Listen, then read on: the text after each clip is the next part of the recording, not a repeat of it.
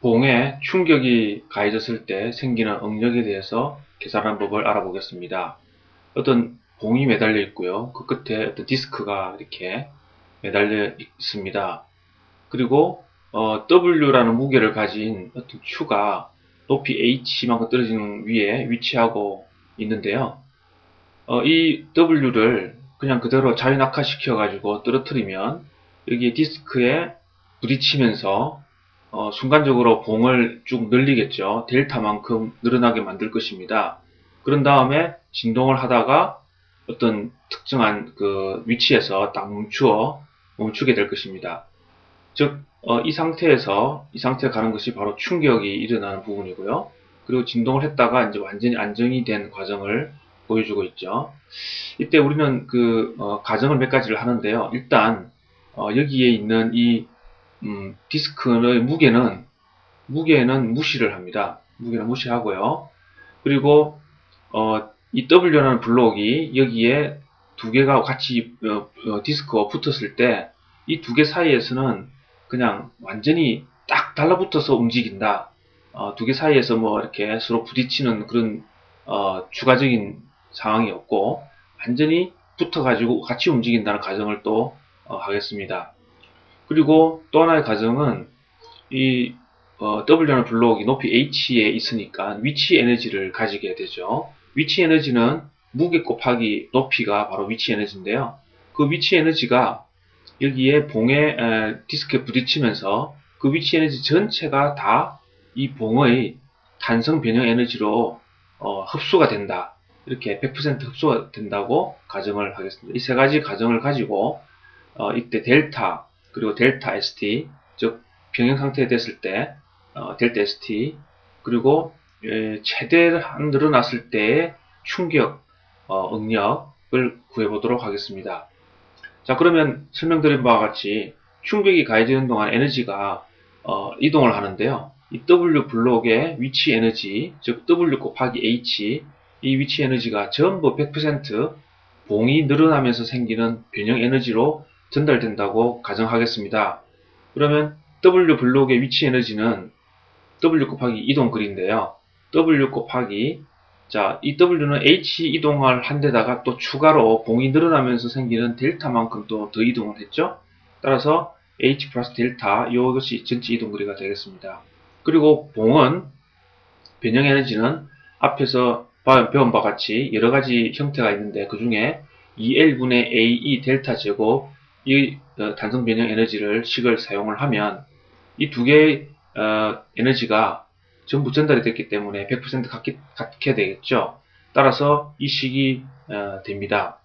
이 식을 풀어서 이렇게 정리를 하면 보시다시피 델타에 대해서 2차 방정식이 되는 것을 알 수가 있습니다. 델타에 대해서 2차 방정식이 나왔기 때문에 우리는 2차 방정식의 근의 공식인 델타는 2a분의 마이너스 b 플러스 마이너스 하는 것 아시죠? 그 식을 대입을 하면 델타에 대해서 이렇게 정리가 되고요. 자, 여기서 1분의 a를 나누어서 각각 표시를 하면 이렇게 모양이 나옵니다. 자, 그런데 이 정적인 상태, 즉 안정이 돼가지고 가만히 이제 W가 놓여 있을 때 늘어나는 길이는 이것이 이제 무게가 W니까요. 우리는 디스크의 무게는 무시한다고 했습니다.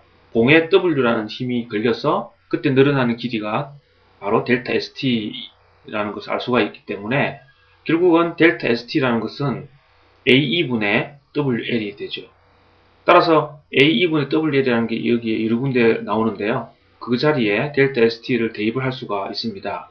그렇게 해서 대입을 하면 델타는 델타 ST 플러스 부트 델타 ST 제곱 플러스 EH 델타 ST 이렇게 되고요. 델타 ST를 바깥으로 뽑아내면 이렇게 되는데 W라는 블록이 조용히 살짝 놓여지면 그때 늘어나는 길이는 델타 ST인데 H라는 높이에서 떨어뜨려가지고 충격을 가하게 되면 이 델타가 더 늘어나게 되죠. 더 이제 델타 S보다 더 큰 값을 가지는데 그 큰 값을 가지게 만드는 그 팩터가 바로 이 부분이 되는 겁니다. 이 배수만큼 충격에 의해서 길이가 더 늘어나게 되죠. 따라서 이 팩터를 바로 우리가 충격에 의한 수정 계수다 이렇게 정의할 수 있습니다. 그리고 델타는 A분의 PL이죠. 근데 이것이 바로 시그마니까요. 결국 델타는 2분의 시그마 L이고 델타 ST는 또 2분의 델타 ST 2분의 시그마 ST L 이렇게 되니까요. 이것을 여기다가 대입을 하면 바로 충격에 의한 응력이 구해집니다. 충격에 의한 응력은 충격이 없을 때 살짝 놓여졌을 때 생기는 응력 곱하기 수정 개수 이렇게 된다는 것을 알 수가 있습니다. 이번에는 얇은 원통 내부에 내압이 있을 때 그때 원통의 벽면에서 받는 응력을 계산해 보겠습니다. 우리가 주변에서 흔히 볼 수 있는 부탄 가스통 같은 것을 한번 생각해 볼 수가 있는데요. 얇은 철판으로 만들어진 케이스 속에 가스가 차 있는 상태죠. 예를 들면 길이가 L이고 지름이 D인 원통인데 재질의 두께는 원통의 철판 두께는 T라고 하겠습니다. 그리고 내부에 압력을 Q라고 하겠습니다. 압력은 온 사방으로 작용하는 특징을 가지고 있죠. 이럴 때 원통의 그 벽면에서 어떤 응력이 걸리는지 계산을 해보면 이것을 계산하는 데는 두 가지 케이스가 있을 수 있습니다. 하나는 원통의 지름 방향으로 이렇게 딱 잘라서 길이로 이렇게 잘라가지고 만들어진 이 부분, 이것을 우리가 케이스 1이라고 하고요. 그리고 두 번째는 이 원통의 그 몸통을 가로질러서 이렇게 가상으로 자르게 되었을 때 나타나는 케이스 2를 고려해 보겠습니다. 먼저 케이스 1을 고려해 보겠습니다. 케이스 1은 지름에 되는 그 라인을 따라서 길이 방향으로 가상으로 절단을 한다고 했습니다. 그렇게 잘라서 한쪽만 쳐다보게 되면 프리바디 다이어그램을 그리면 이런 모양이 되겠죠.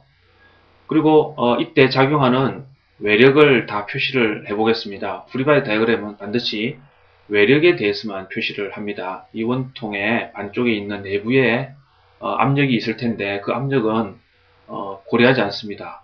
이 반쪽 부분에 바깥쪽에서 어떤 일이 벌어지는지를 기술을 꼭 해야 됩니다.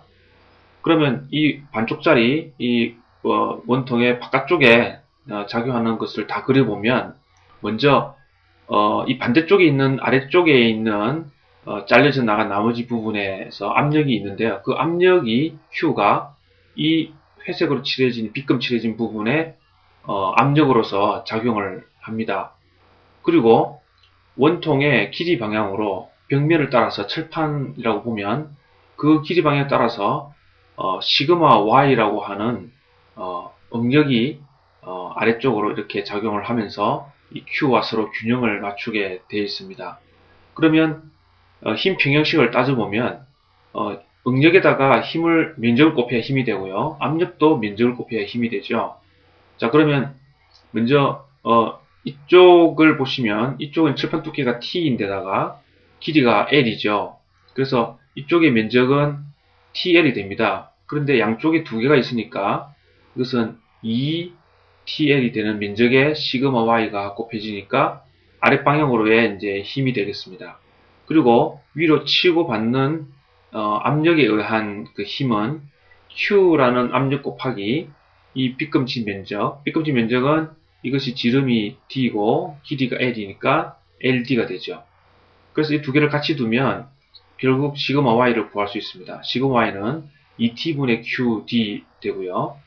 이것은 우리가 시그마 Y 자체가 이 원통의 원주를 따라서 이렇게 작용하는 응력이기 때문에 우리가 원주 응력이라고 부릅니다. 또는 영어로 후프 응력이라고 부르니까 이것은 용어를 알아두시면 좋겠습니다. 자, 두 번째 케이스는 몸통을 가로질러서 이렇게 절단하는 건데요. 이렇게 자르고 나면은 나머지 한쪽을 그림을 그리면 이렇게 모양이 나오죠. 자, 그러면 이것도 역시 잘려진 부분에서 바깥에서 작용하는 것이 뭔지 찾아보겠습니다. 그러면 압력 Q가 이 원 면적에 대해서 쭉 작용을 하고 있고 동시에 이 그 원주를 따라서 시그마 X라는 응력이 이렇게 그 원주를 따라서 이렇게 압력이 반대 방향으로 작용을 하게 됩니다. 그러면 이 두 개가 평형이 이루어지는데 그 평형식을 따져보면 먼저 시그마 X는 철판 두께 T에다가 원주 길이를 곱하면 그것이 시그마 X가 작용하는 면적이 되죠. 따라서 파이 D라는 원주 길이 곱하기 두께 이렇게 하면 이것이 이제 면적이 되고, 거기에 시그마 x가 작용을 합니다. 그래서, 이것이 이제 시그마 x에 의한 힘이고요. 그 다음에 압력에 의한 힘은 Q 곱하기, 이 면적은 4분의 파이 d 제곱이죠. 그래서 두 개를 같이 두면, 시그마 x가 구해지는데, 구해보니까 4t분의 qd가 되고요. 이것은 위에 있는 시그마 y하고 비교를 해보니까, 절반의 값이네요. 즉, 시그마 y의 절반 값이 시그마 x가 된다는 것을 알 수가 있죠. 따라서 정리를 하면은, 내압 Q를 받는 원통 벽면에서 걸리는 응력을 표시를 해보면, 이와 같이, 시그마, 원주 방향을 따라서 시그마 y는 2t분의 qd가 되고요. 그리고, 길이 방향으로의 시그마 x는 그것의 절반값인 시그마 x가 되고, 따라서 시그마 y는 시그마 x의 2배가 되는 셈이죠. 그래서 내부의 압력이 커지면 이 시그마 y가 아주 큰 값이 되고, 시그마 x는 이제 그것의 절반 값이 되니까, 만약에 원통이 터진다고 하면 시그마 y 때문에 여기가 이렇게 찢어질 가능성이 높은 것이죠. 왜냐하면 시그마 y가 시그마 x의 2배나 되기 때문에 압력이 커지면 커질수록 이 원통이 이 길이 방향으로 찢어지면서 터질 가능성이 아주 높아지게 되는 것입니다.